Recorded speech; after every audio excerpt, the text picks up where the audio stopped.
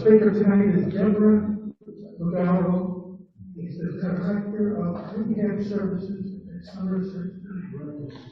She's been a practicing audiologist for the last 30 years and was welcome to Wisconsin for 16 years.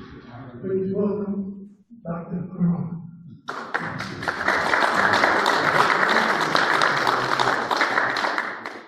Hi, everybody. Is this a good volume? Can you hear me okay? Yeah. Yes. Okay. Thank you. Okay, Bruce is having a problem accessing my slides, so he's going to share his screen so you can see my PowerPoint.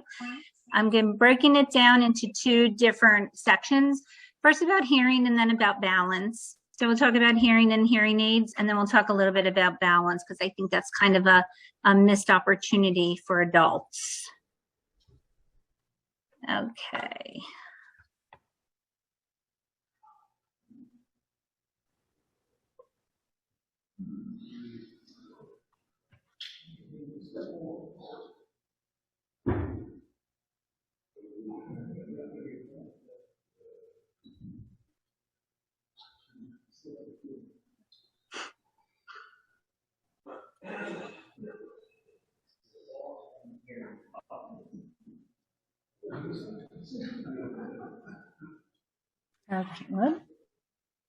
Okay.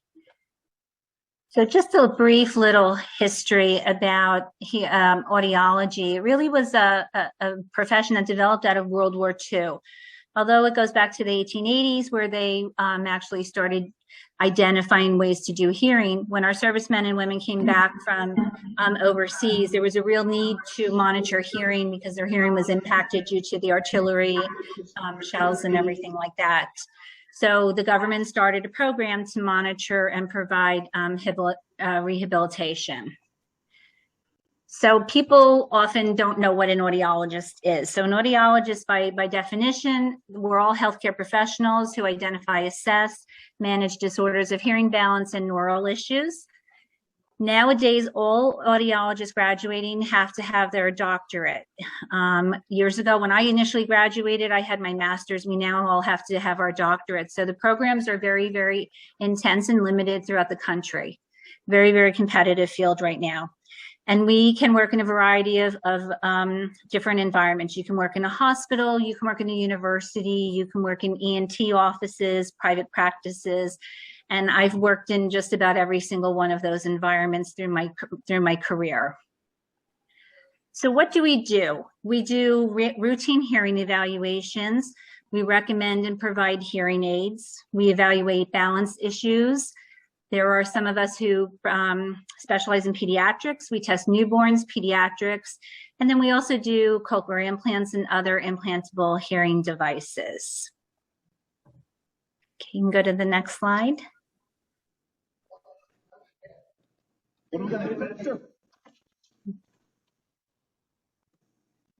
What do we do?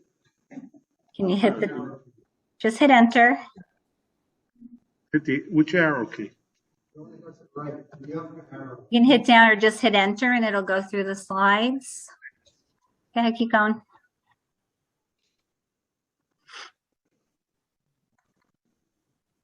There you go. Okay, arrow down. There we go. So let's talk about hearing loss. So 1 in 8 people have some degree of hearing loss. That's over the age of 12. So that's about 13% of the population, or it's estimated to be about 30 million people. And as we get older, those percentages change as well. So for our 65 to 74-year-old population, about 25% of the adults have a disabling hearing loss.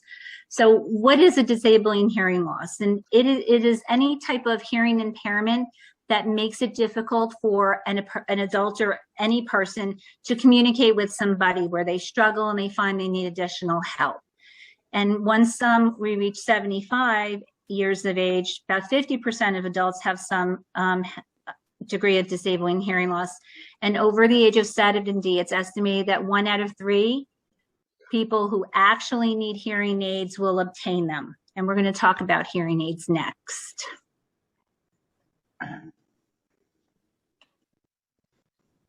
Okay, good. So hearing loss in itself, there's 3 different classifications. There's one that's called a conductive hearing loss, and that typically is due to fluid or ear infections or even excessive wax inside the ear canal. There's a sensorineural hearing loss, which is the nerve type of hearing loss, which is the most common type of loss that we see. And then there's mixed hearing loss. So that's a combination of both. So in a conductive loss, something's stopping the sound from getting inside the ear. And in the sensorineural loss, the damage is done inside the inner ear, and it's affecting how the sound is transmitted up to the brain. Okay, go to the next one.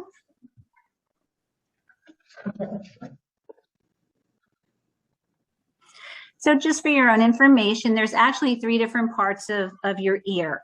So the E, which is blue, that's called our external ear. And that encompasses of the pinna, which is the part of the ear we can see, the ear canal, where we all like to clean out with Q-tips, and then right up to the eardrum.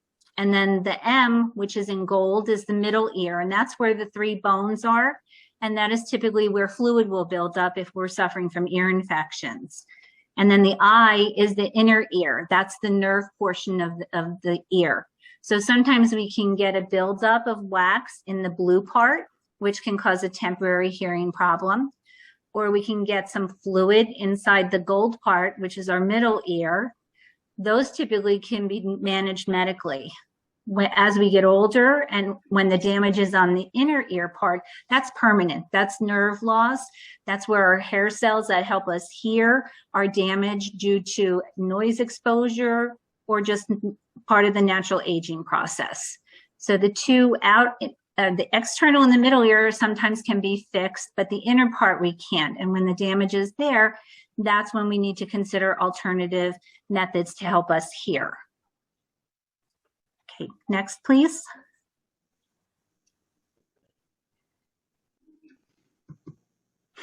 So we have different signs of hearing loss. So everybody will experience different things.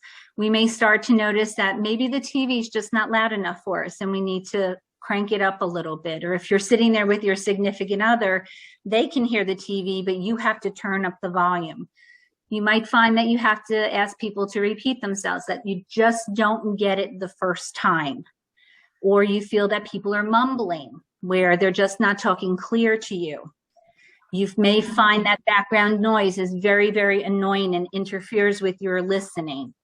Or you may complain that people are whispering. Or you just don't want to go out because you're just concerned because you're having to ask people to repeat themselves, and you might want to, avoid social situations. Or you're saying what all the time.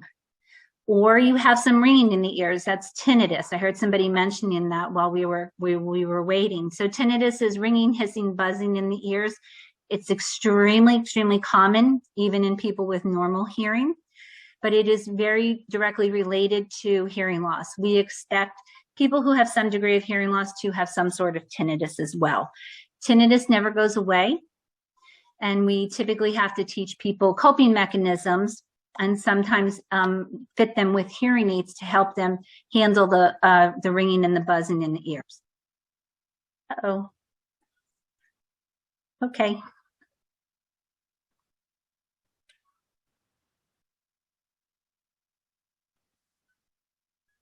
Bruce, the slides disappeared.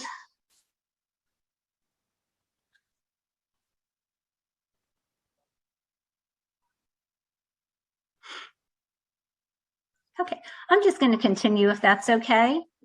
So what can we do to help better our hearing first of all? So first, some tricks of the trade is to try to decrease noise around you.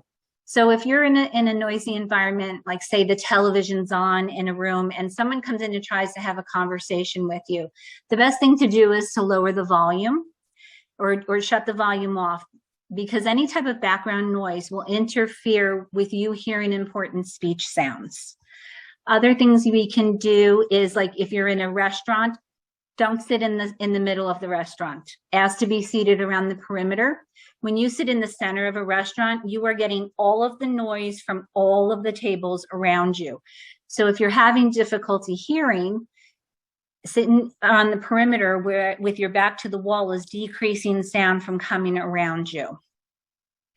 You also want to always try to face the person that is speaking with you. So again, if you're sitting in a room or you're in a meeting and someone is talking to you, we pick up a lot of information just by looking at people's faces from visual cues. And that helps us to hear and understand what's being said. So always try to face the person when they're speaking to you. And I know my husband says I'm guilty of this, so I will tell wives, don't talk to your husbands from other rooms if they're having difficulties with hearing, because our voices do not go through walls. So the sound actually has to go around the wall. By the time our voices get to people we're trying to speak to, it's already softer than when we normally speak. So enter the room, go to where that person is to help them hear and understand what you're saying better. And also turn lights on, okay? Dark rooms, again, we pick up a lot of visual cues from face and body language. So have some lights on. It helps to give you a better understanding of what the person is trying to convey. Body language speaks volumes and gives us a lot of information to help guide us through conversation. And if you're really not sure, have your hearing tested. There's opportunities, whether or not you need hearing aids or whether we just need to discuss strategies to improve your hearing. Just have your hearing tested. It'll at least guide you to which way, oh my goodness, okay, which direction you should be going.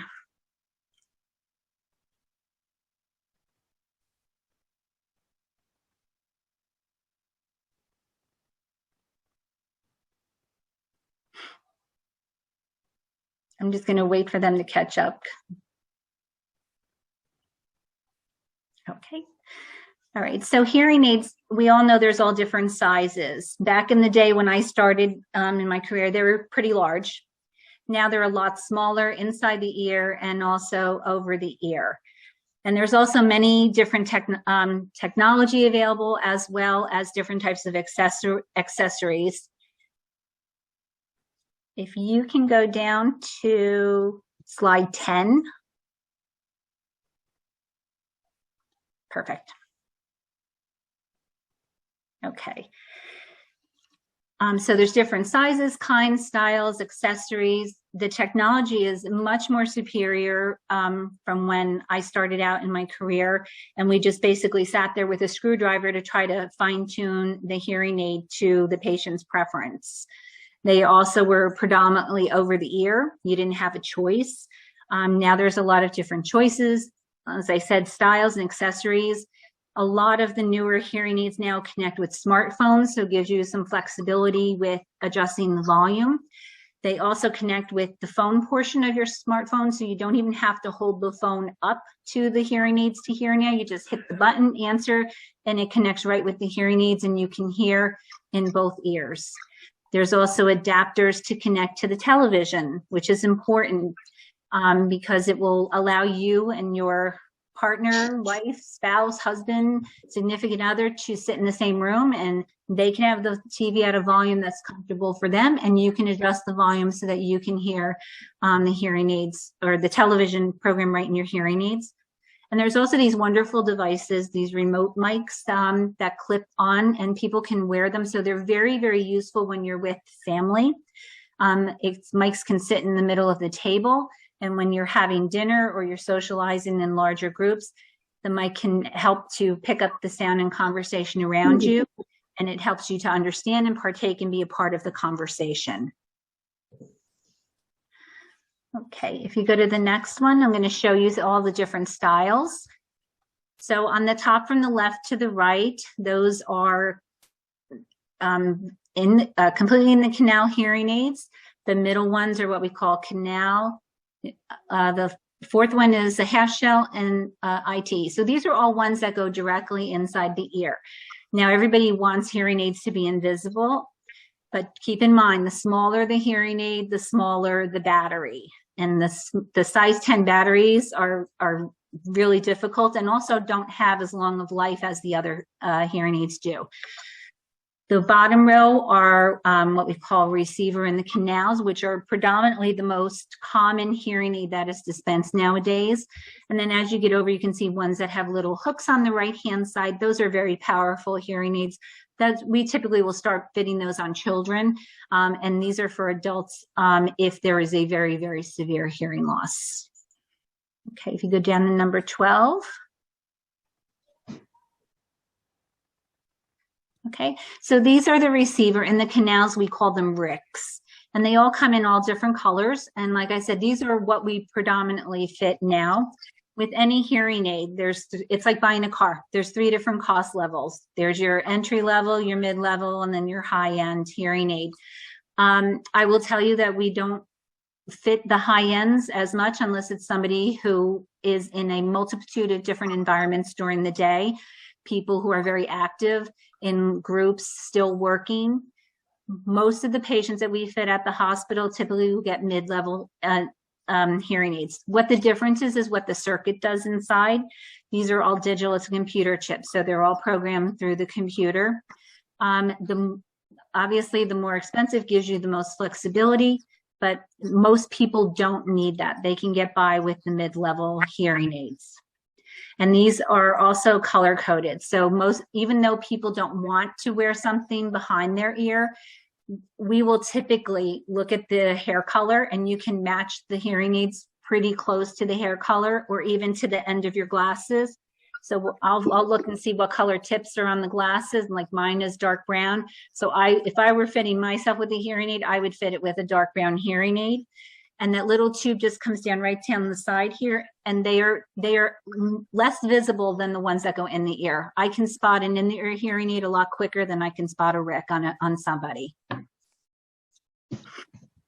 Okay, go ahead. Okay, so why don't hearing aids work for everyone? We have to think of everybody's hearing loss is different. Even if your configuration is in your thresholds, after we test your hearing, and your thresholds are exactly the same, there are very different reasons why hearing aids don't work for people. The main reason is even people, no matter how loud we can make a hearing aid sound-wise, we can't make it clear enough for them. So those are people who maybe have had hearing loss for a very long time, or those are people maybe who have had other reasons why they have a hearing loss, if they had like a very bad infection, or if they had like a stroke or something like that. And when we test the hearing and we test a specific speech range and we do word testing, no matter how loud we make it, it doesn't make it clear. So that means that when we fit somebody with hearing aids, no matter how loud we make it, we're not going to make it clear. But we want people to have something because it's important that you have sound. The other reason also is a lot of times people go to just someone who is just a hearing aid dispenser, and I don't mean that in a negative way, but as an audiologist, we're dual certified. So we have our audiology license and our hearing aid license. People can go and take a class for 18 months and become a hearing aid dispenser. So what we see is people sometimes will come in with hearing aids that just are not programmed correctly. And if we go in and reset the hearing aids, then we can oftentimes get the hearing aids where it is clear or much more audible for them so they can understand speech and hearing. But the main reason why people are not successful with hearing aids is that they are not used consistently. So hearing aids are not something that you buy to wear when you're going out to a restaurant.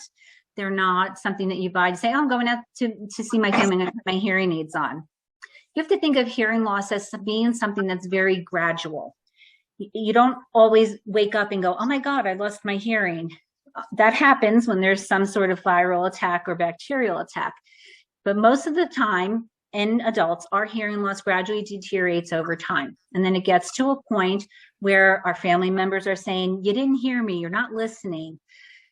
And when we go and get our hearing aids, now all of a sudden we're taking our ears that have kind of been quiet, that have gotten a little lazy over the years, and we're taking all of the sound and we're going, boom, now you're hearing all of the sound that you haven't heard in years. And it's overwhelming and it's bothersome and it's loud. So what do we do? So we gradually increase the volume in the hearing aids now. We couldn't do that when I first started out. Now we can. But people have to wear hearing aids. They're not cheap. They're an investment. But if you get up and get yourself ready for the day and put your hearing aids in and wearing them, 12 to 14 hours a day, over time, your brain and your ears will start to listen to sound again. And your brain will start to tune out all that background sound. Like I had one patient, I'll never forget this. He kept complaining that the hearing aids were too loud because his refrigerator was running. It wasn't that, he just hadn't heard it in years. It was a sound that was a normal sound that his refrigerator was making. So he had to learn to get used to hearing all the sound in the environment that he hadn't heard. People complain, I hear the birds. That's great. You hear this, that's wonderful. You have to wear hearing aids. If you're not going to be committed to buying them or wearing them, don't buy them. Because then all you're going to do is throw them in the drawer and you're going to put them out when you go to a restaurant or go out with friends and you're going to be, oh my God, it's so loud. You have to be committed to wearing the hearing aids. And I promise you, if you wear them regularly, you will get used to them and you will appreciate all the sound that you have been missing over time. It's gradual. And sometimes we have to make, fine tune and gradually bring the sound in.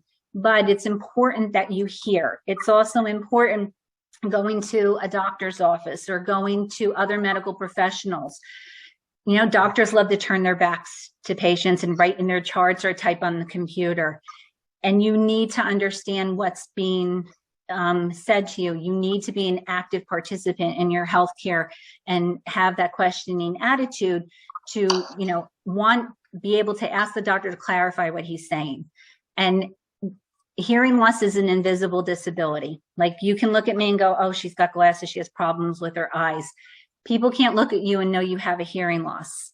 They won't know until, you start maybe not answering correctly or asking people to repeat themselves. So it's important that you advocate for yourself and understand that you can do something to help your hearing. Whether or not you choose to do it now or a year from now, like I'll tell patients when they come in, like, this is what I think you need to do. This is what my recommendation is. Here's what I want you to do. I want you to go home now and I want you to think about how many times you have to ask somebody to repeat themselves, or you have to crank up that TV a little bit more, or you're having difficulty on the phone. And when it starts to become more often, then you're going to want to come back and sit down and we'll talk about hearing aids, or we'll talk about additional strategies to help you hear in different environments. Okay, so that's going to end the hearing portion now. I'm going to go on to balance, but I'd like to open it up for questions now about hearing aids, hearing loss, tinnitus, any questions that you all have.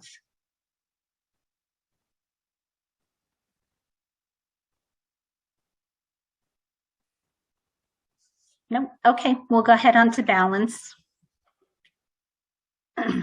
So for balance, about 80 million adults report dizziness or balance issues. And it's, believe it or not, it's the second most common complaint heard in the doctor's office. And it's the #1 complaint for those over the age of 70. Go ahead, next slide.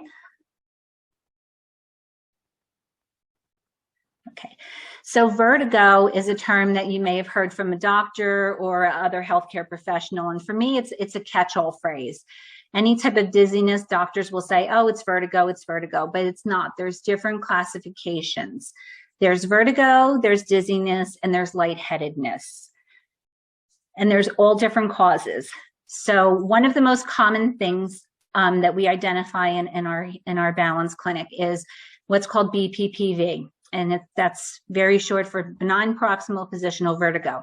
And this is if a doctor has ever said, oh, it's just the crystals inside your ears.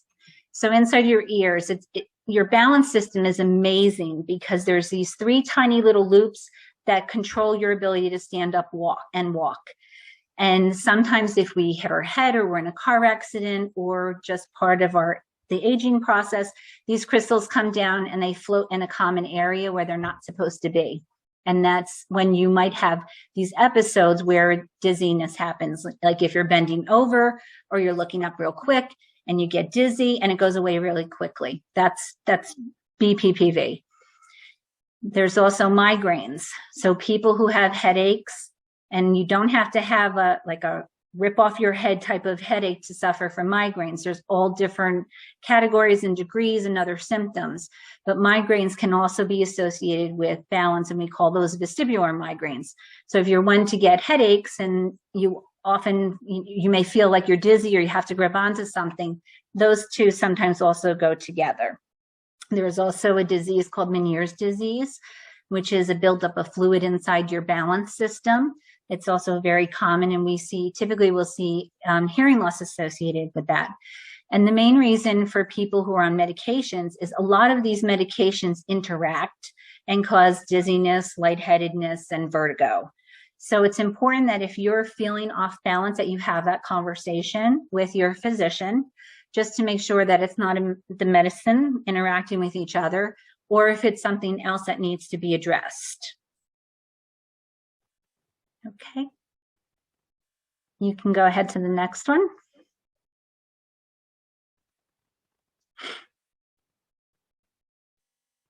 Okay, so I just wanted to show you a picture of what your balance system looks like. So to the right, where it looks like a snail, the yellow and gold, that's actually the cochlea. That's where you hear. And then these three little loops right here is your balance system. And it's very small. And that's what controls you to walk and stand up straight and bend over and get back up. And it sits probably about 2 to 3 inches inside your ear, inside the inner ear after the cochlea. So I just wanted to show you that so you have some sort of reference of that. All right, go ahead to the next one.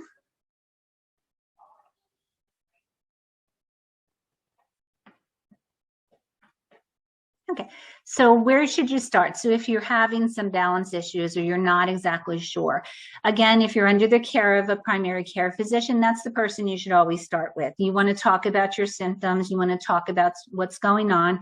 And I encourage patients when they come in and we're doing balance testing to start keeping like a diary or a log of how often it happens and what are you doing? Are you walking in the food store? Are you driving in a car? Is it just when you're putting your shoes on or you're going to get something off of a top shelf? It helps to guide and give information as to what could be the onset or what could be a cause as to why some of this is happening. Oftentimes, a primary care doctor will send you to an ENT or otolaryngologist. They treat and obviously manage ear issues. And they also treat and manage balance issues as well. Or they will send you to a neurologist just to make sure that it's not something going on with the brain. You might have to have an MRI or a CAT scan. Or they might, after they rule out all of that, then you end up coming to the audiologist where we will do the balance testing. And if we find something that warrants some sort of intervention, you'll then follow up with physical therapy for vestibular therapy. Okay, go ahead. So there's different types of, I'm going to talk about the balance test just so you know. So there's different types of testing. So the first one, we call it a VNG. That's fancy for video nystagmography. And it's a way to test your ear, your balance, and your visual system. So all three of those components all interlock or interweave within your system. So we test how well your eyes can track a light on the board, and then we put you in different positions, and then we will stimulate your ear with some warm and cool air to stimulate your balance system. And what we're doing is we're trying to initiate or bring on some sort of dizziness, and we're looking to measure that and see how long it lasts and how strong it is. And then we'll also do a rotary chair test where we actually spin the chair around and we're shaking your insides of your ears up. And we're trying to figure out, is this something that's in the nerve part of your ear and your balance system, or whether it's something peripheral. And then there's a couple other types of tests where we're testing shaking your head, which is the V-hit, and then VEMS, which is a test for dehiscence or a weakening in your bones inside your ear. Either way, the dizziness is typically a diagnosis of exclusion.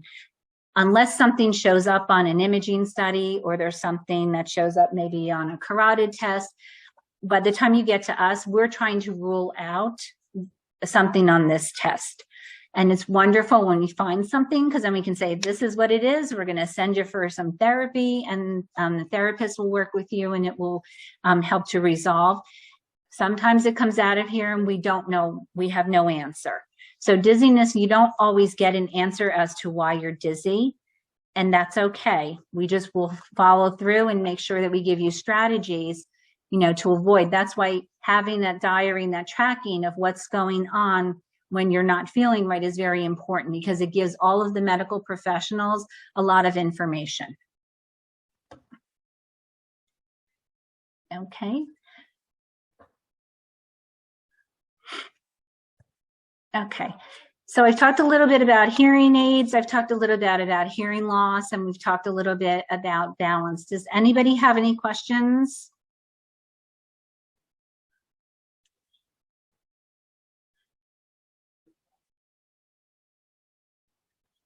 Okay, well, I hope this was helpful. I hope it gave you some thought to think about how you're doing in your daily life and how you're listening and how your balance is. And if you have any questions, we are very happy to answer them for you. Here's the number for the audiology department over in Robert Wood Johnson, Somerset. Jill is my audiologist, and I work hand in hand with her. We're more than happy to answer any questions about hearing loss. You can always give a call, set up an appointment to come in for a full hearing test. It's never a bad idea to have a baseline hearing test. If anything, it just lets you know how you're hearing and communicating with people. And if it's something we can monitor, we may say, come back in 2 to 3 years and we'll recheck your hearing in 2 to 3 years. But if at any time you have any questions, you can please feel free to give us a call. I hope this gave you some food for thought and to make you think about hearing, and as well as paying attention to your balance system.